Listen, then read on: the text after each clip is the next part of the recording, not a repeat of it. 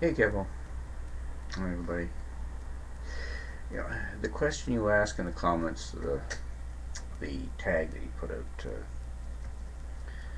it's really rather difficult for me to say that there's anything in rap that really inspired me or grabbed me, that really had a marked effect.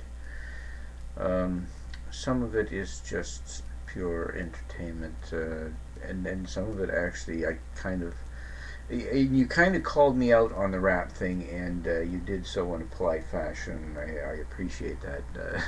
It is one of the things I thought more people would call me out on it, because when it comes down to it, I have a very difficult time with the idea of genre. I think one of the things, what was it? There was a I really loved the big bands. It was Duke Ellington.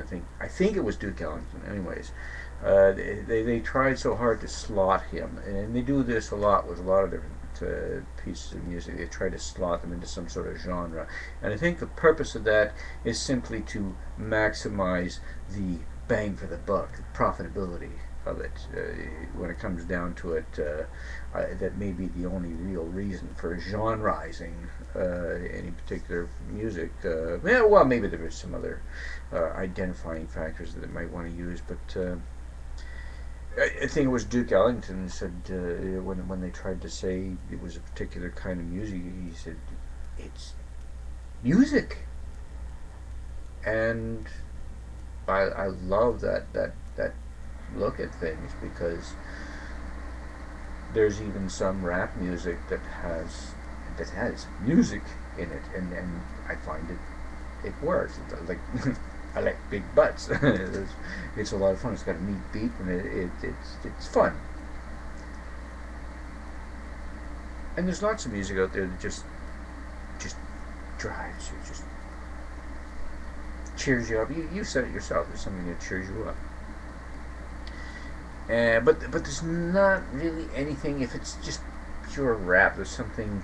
If it's missing melody, music, you know, that sort of thing, I have a hard time really paying attention. And it's funny, because I can listen to talk radio, I can listen to them espousing certain ideas, but the trouble a lot of times I find with some of the rap is it feels labored, and maybe that's not fair, because I don't listen to a lot of it. It just doesn't.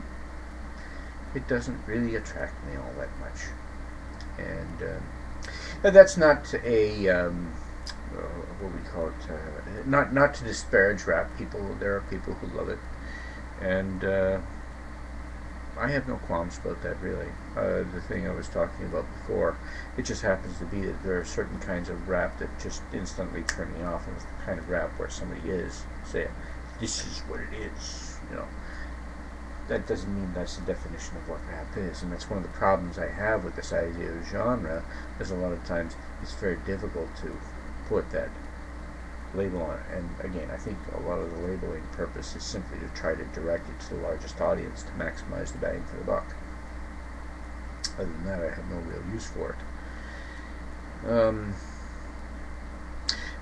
Country doesn't appeal to me. Oh, here's an idea. Country doesn't really appeal to me all that much. A lot of times I hear the twang of country, and I'll switch. It just doesn't appeal to me. And it may be just a matter of mistaken genreizing. But there's a song that's put into the classification of country music, and it's "I Hope You Dance." And I really love that piece of music. I watched the video one time, and I didn't like the video at all. It seemed to be just one of those things that's supposed to gear to bringing children up, you know. And to me, when I listen to that song, "I Hope You Dance," it's like, you know, I find it very profound.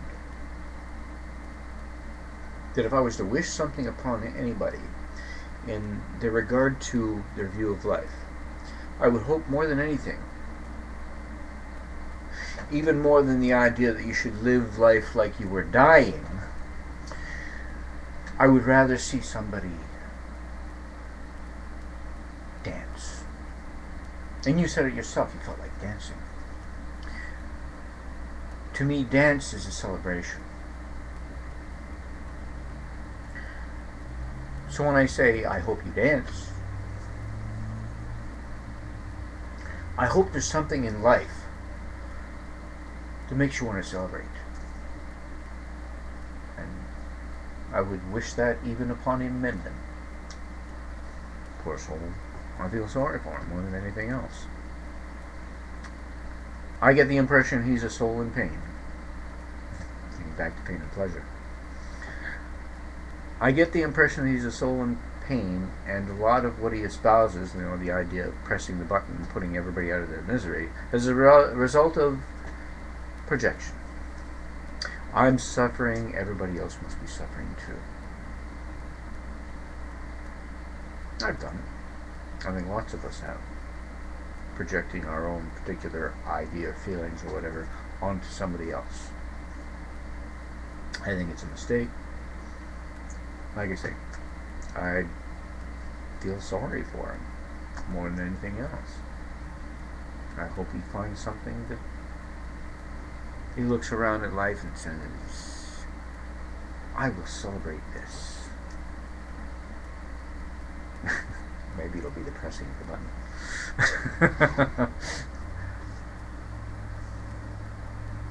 I don't like the idea of somebody doing something like that. Wiping everybody else out because he feels like they're suffering the way he is. We're not all suffering. He takes for a walk in the bush and he looks at all the plants and they're just eating each other. As if it was a bad thing. And I hear about people, the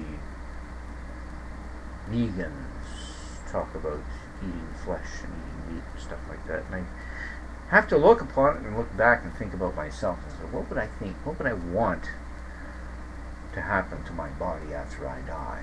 I'd rather it be used, consume it.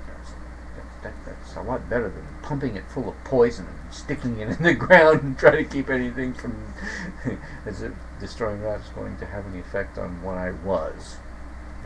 It's just not. By all means, eat me. Sometimes even while I'm alive.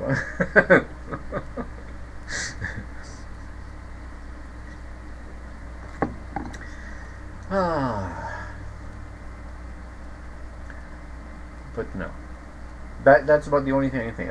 Rap, I haven't anything really that's. There was a competition one time I heard on the radio. There was a fellow who did this poem, and it was to me it was rap, and it was brilliant, and it was beautiful.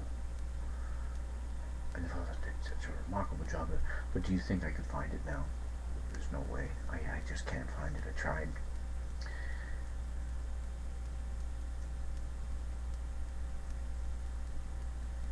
I'm just going to end there. My mind's running a blank right now. That's what I wanted to say. I've been driving around and thinking about what I wanted to say for a while. And this is where I'm at right now.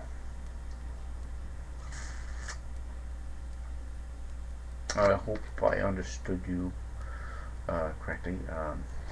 Please let me know if I screwed up. Thanks again. We'll talk to you in a little while. Bye for now. I'm back at home. I'm not in Florida anymore. Thankfully. It was too bloody hot down there. I was glad to get back into Michigan. The weather was so much cooler. No, I don't live in Michigan. I went through Michigan to get to Ontario. I live in Ontario. And it's nice and cool here by comparison. Thankfully, I am not a warm weather person. I would much rather, and I've been trying and talking to them for years to try to get me a run that'll take me out to Alaska. If they ever do, maybe I'll be able to visit Floyd Stinky Boy. I'd much rather go to Alaska or Nunavut or someplace like that than these hot weather places. Somebody said, "Oh, you're a lucky bastard." No, I'm just doing it because I'm trying to make a living, I gotta go where I gotta go. The problem with going to Alaska is very seldom, if you ever do, by any chance, get a load going into Alaska. It's very hard to get a load coming back out. And that's not disparaging towards Alaska. It's just there's a lot of favoritism that goes on. Certain companies are going to get favored for loads. than other ones, and I don't think they're really making that much of an attempt to get in there anyways. Talk to y'all later. Bye for now.